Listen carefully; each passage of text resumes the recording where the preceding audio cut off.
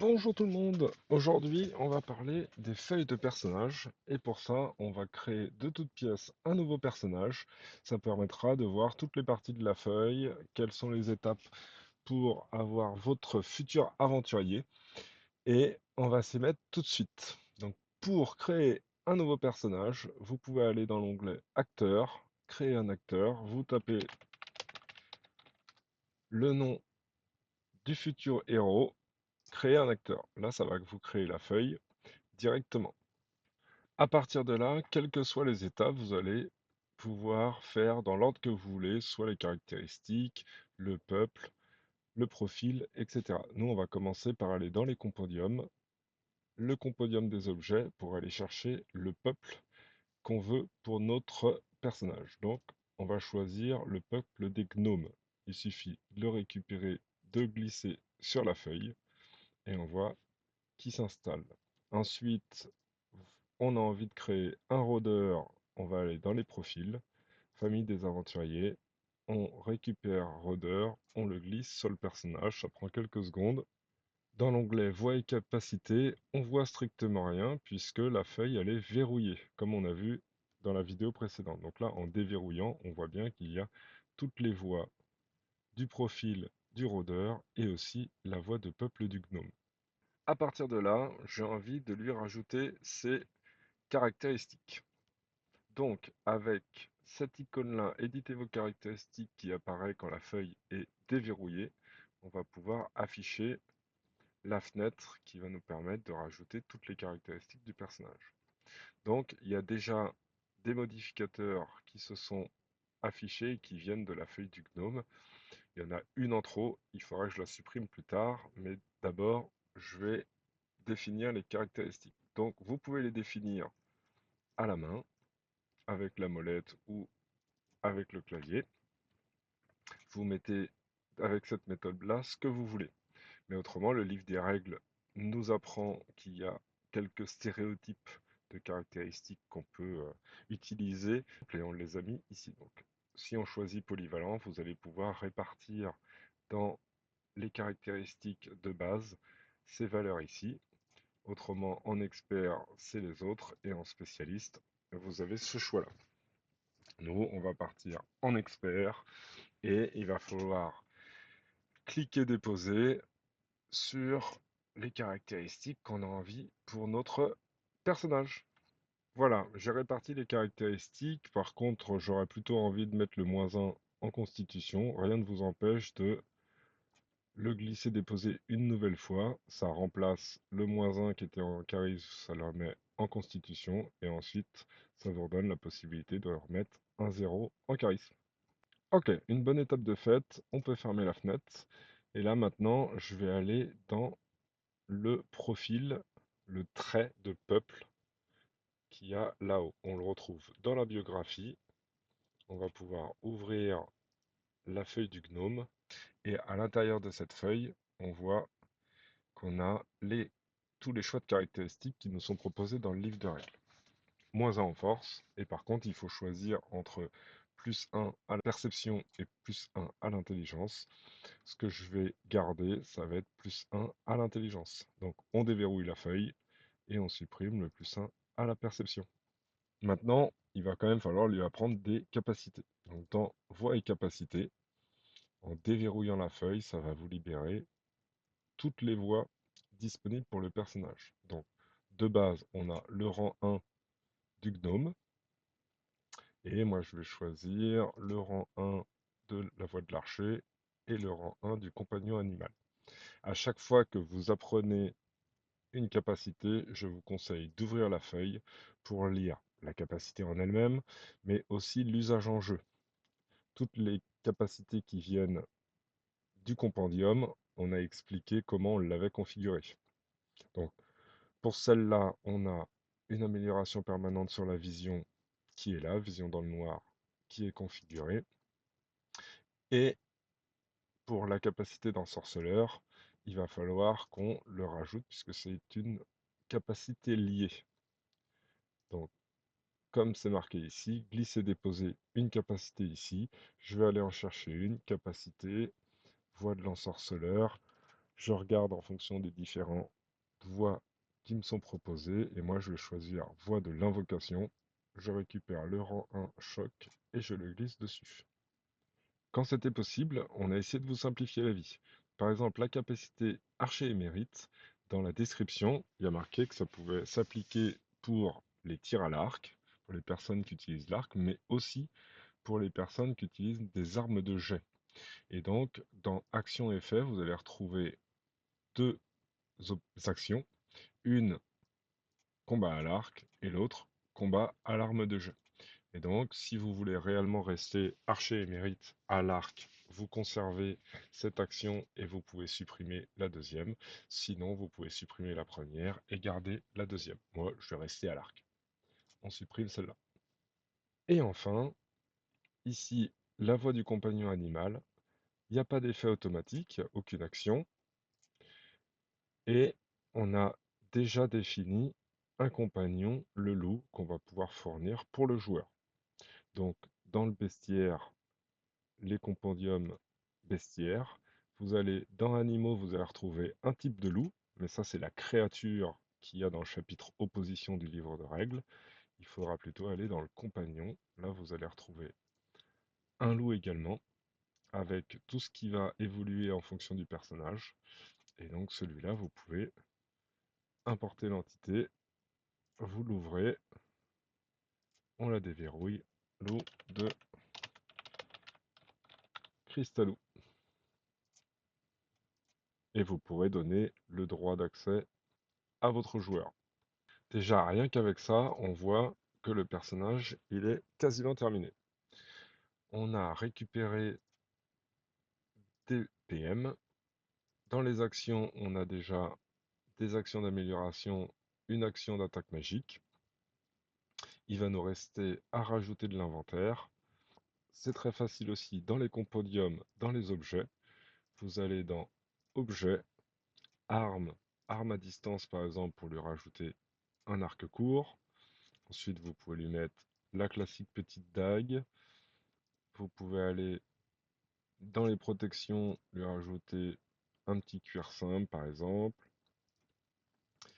Les autres biens, le briquet à silex, la gourde, la corde, la couverture, la gamelle, tous les objets que votre personnage a au premier niveau.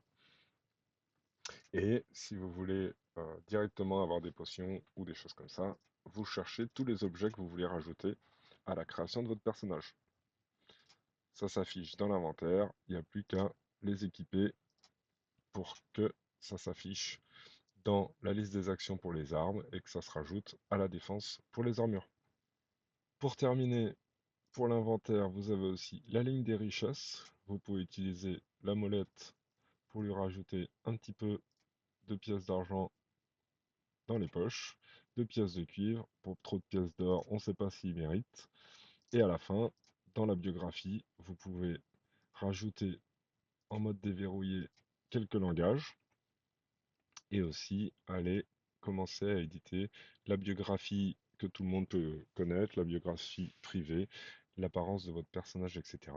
Et vous pouvez aussi aller chercher dans vos dossiers une image pour votre personnage.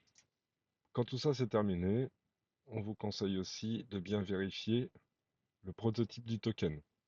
Ça, c'est très classique, ça vient de Foundry. Donc pour vérifier que le nom, c'est le bon, vous choisissez toutes les informations par défaut. Allez changer l'image si vous voulez que c'en soit une autre. Typiquement, moi j'ai une image de token. Vous pouvez changer l'anneau dynamique, qui est une nouveauté, et d'aller surtout vérifier la vision pour votre personnage. Hop. Pour le cas particulier des personnages qui seraient mages, il va falloir à un moment donné qu'on puisse remplacer la voix du peuple d'origine par une voix de mage.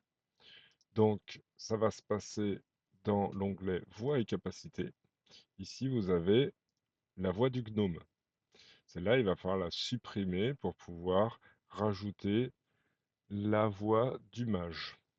Il faut d'abord désapprendre la capacité de rang 1 que vous avez apprise et supprimer si vous aviez une capacité liée.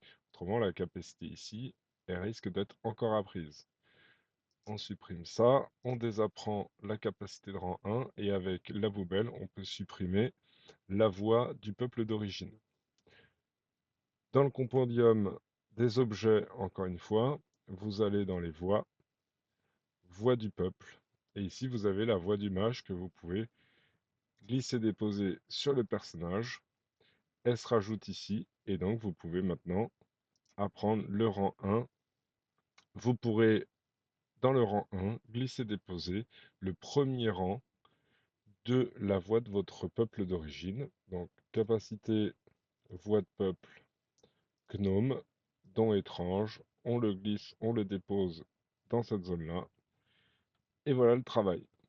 Par contre, vous ne pouvez pas avoir une capacité liée à l'intérieur d'une autre capacité liée. Donc là, le premier rang de la voix d'une des voix d'ensorceleur que vous apporte don étrange, vous allez pouvoir le rajouter en capacité hors voix, comme on a vu tout à l'heure.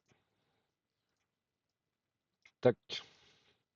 Voilà, ça c'est la petite particularité pour les personnages qui veulent créer un mage à la création du personnage, mais ça marche exactement de la même façon si vous passez mage un petit peu plus tard, après quelques niveaux.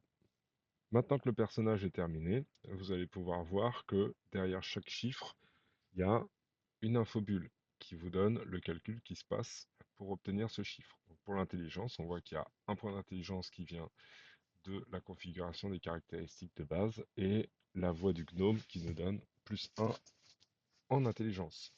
Pareil pour les attaques. Si vous avez des bonus ou des malus, ce sera inscrit ici.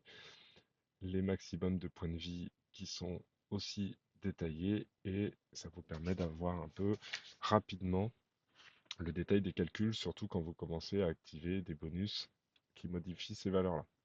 Petit détail, mais très important, cette étoile ici, ça vous permet d'ouvrir ce que moi j'appelle une mini-feuille. C'est une feuille condensée du personnage qui va enlever toutes les informations que vous êtes censé connaître de votre personnage euh, pendant les combats, mais surtout qui sont des valeurs entre guillemets passives.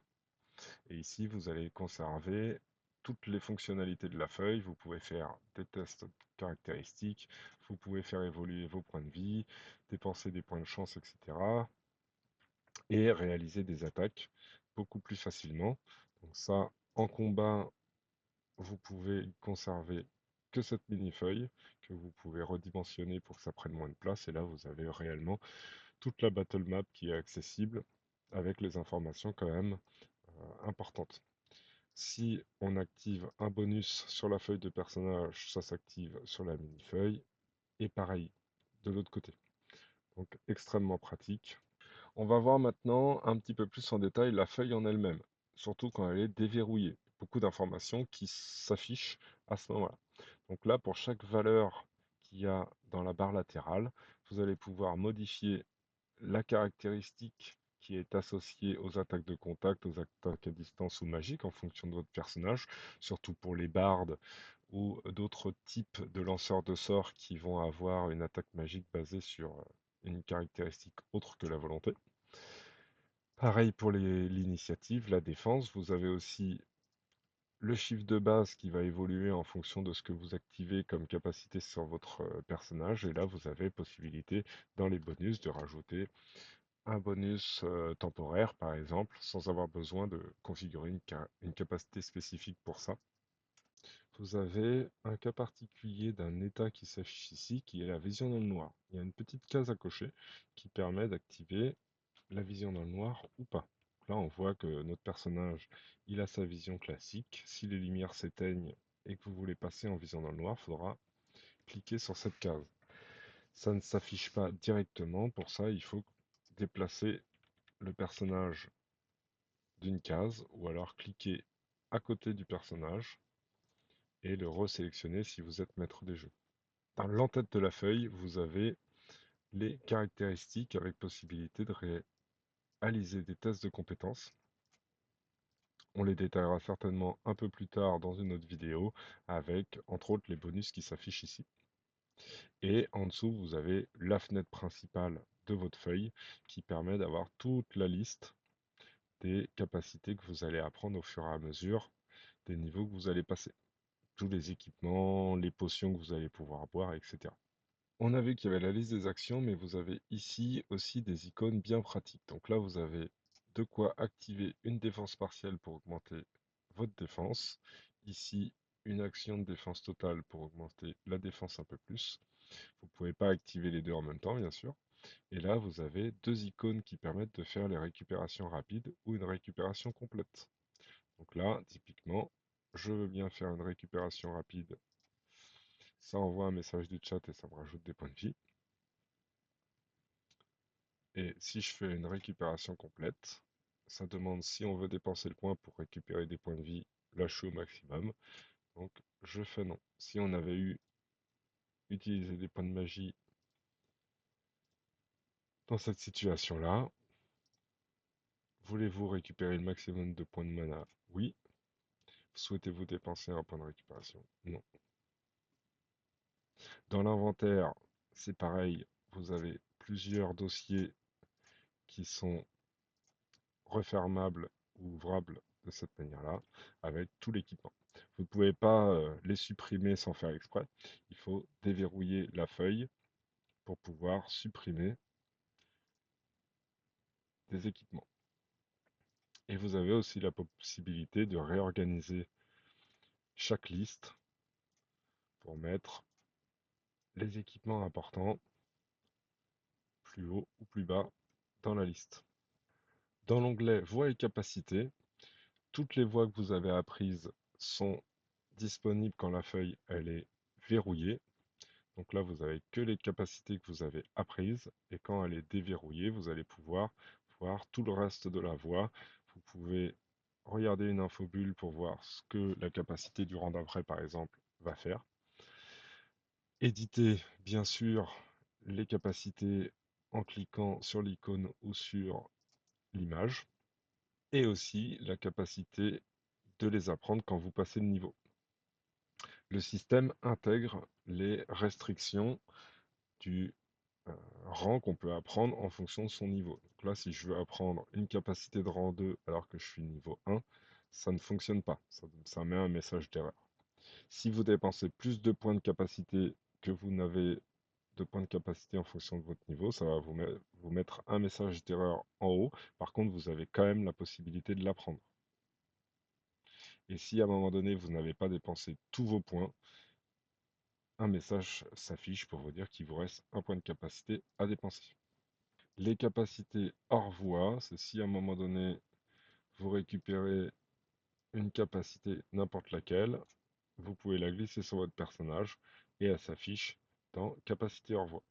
Pour les profils hybrides, il vous est possible de supprimer toute une voie du profil principal en cliquant sur l'icône de la poubelle ici.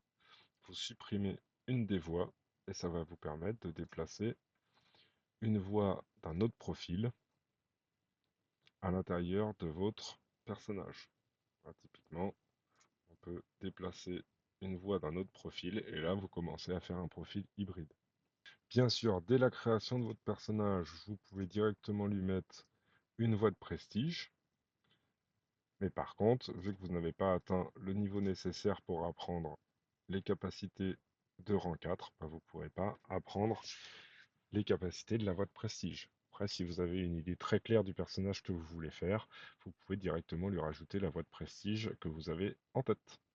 Dans l'onglet Effets, vous allez avoir la liste des effets qui s'appliquent sur votre personnage, dans les actions de capacité par exemple. Donc, on a vu tout à l'heure l'amélioration passive de dons étranges qui s'affiche ici. Vous pouvez bien sûr aller voir à quoi ça correspond. Et archer émérite combat à l'arc, c'est une amélioration qui est désactivée. Si je vais l'activer sur la liste des actions, on va voir qu'elle se déplace dans activer. Donc d'un coup d'œil, vous pouvez voir toutes les capacités qui sont activées, celles qui sont désactivées, les passifs qui sont sur votre personnage. Et enfin, dans biographie, il va y avoir toutes les informations, un peu d'histoire, de lore et d'apparence de votre personnage, la liste des langues qu'il parle, vous pouvez mettre ce que vous voulez ici, il n'y a pas de restriction, comme ça ouvre à plusieurs univers au-delà des terres d'Osguild. La taille du personnage, ça va aussi influencer la taille du token. Donc ici, si vous avez un personnage de taille moyenne, c'est normal. Si vous faites un personnage de taille petite, le token sera plus petit ou énorme, le token prendra plus de place sur la battle map. Et quand votre feuille est déverrouillée, c'est là où vous allez pouvoir supprimer votre profil ou votre peuple en utilisant la poubelle. Il reste plus qu'à voir comment on fait pour passer de niveau. Alors pour l'instant, c'est fait de façon très manuelle. Donc en déverrouillant la feuille, vous allez pouvoir changer votre niveau en haut de la feuille.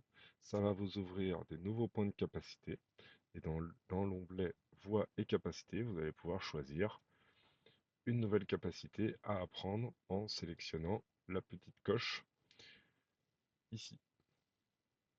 On va apprendre deux capacités supplémentaires, on verrouille la feuille et on voit qu'il y a une capacité supplémentaire qui s'est mise ici, qui permet d'avoir une nouvelle action.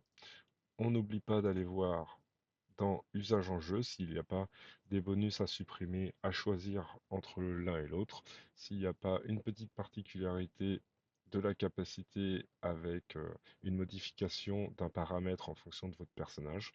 Et dès que c'est fait, votre personnage a passé de niveau. Il récupère quelques points de vie, des fois il récupère des ressources, et c'est parti pour continuer l'aventure. Avant de terminer la vidéo, je vous montre que si vous prenez votre personnage dans l'onglet et que vous le glissez dans la hotbar en bas en mode déverrouillé, vous allez avoir possibilité d'ouvrir la feuille de votre personnage rapidement. Ça peut servir également pour les compagnons, histoire d'avoir les deux feuilles toujours sous la main. Pour gagner en rapidité, vous pouvez aussi déplacer les actions de votre liste d'action dans la hotbar. Donc là, on va mettre l'arc, on peut mettre le choc nature nourricière, par exemple. Donc si vous cliquez sur l'arc, ça va vous envoyer dans le chat la description de la capacité ou de l'objet, ainsi que les boutons d'action qui reprennent les deux boutons qu'il y a sur votre fiche de personnage. Pareil pour le choc, ça va faire la même chose. Et pour nature nourricière, ça va vous permettre d'utiliser le soin de la capacité nature nourricière, rien qu'en cliquant directement dans le message du chat. Cas assez rare, mais vous pouvez demander à vos joueurs de réaliser un jet de chance en cliquant sur le trèfle à 4 feuilles ici. Ça va envoyer directement un des 6 explosifs, plus le nombre de points de chance du personnage, comme expliqué dans les règles de Chroniques oubliées Fantasy 2. Voilà pour le petit tour d'horizon de la feuille du personnage, et la prochaine fois, on va voir pour la feuille de rencontre. À très vite!